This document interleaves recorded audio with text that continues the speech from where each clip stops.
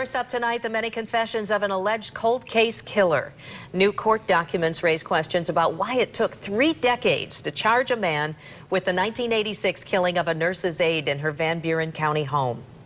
24-hour News 8 Susan Samples obtained the documents and is here with what they reveal. Susan. Brian and Sue, this is the transcript of the testimony police gave recently to obtain the arrest warrant for Michael Curry in the murder of Wilda Wilkinson. It reveals that Curry, who lived near the victim, was a prime suspect, the alleged confessed killer even, all along.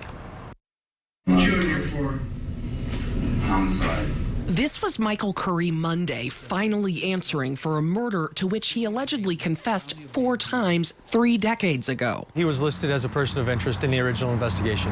But it wasn't until Michigan State Police cold case team began working the case full-time last year that the 51-year-old ex-con, who'd been living in California, was finally arrested, charged with breaking into the home of Wilda Wilkinson in Bangor in 1986 and strangling her. But a cold case detective recently testified that Curry wrote a confession letter in 1986 and confessed twice verbally to a Bangor police detective in 1987, providing detailed information of the crime. And then in 1989, before going to prison for 20-plus years for nearly beating his roommate to death, Curry allegedly mailed an anonymous letter with his fingerprints on it to the Bangor detective on the case, writing, "Almost 41 months have passed, 1,233 days since that fatal hot and humid night," the exact amount of time that had passed since Wilkinson's murder. Curry was released from prison in 2017 after serving time for his roommate's beating. Yeah,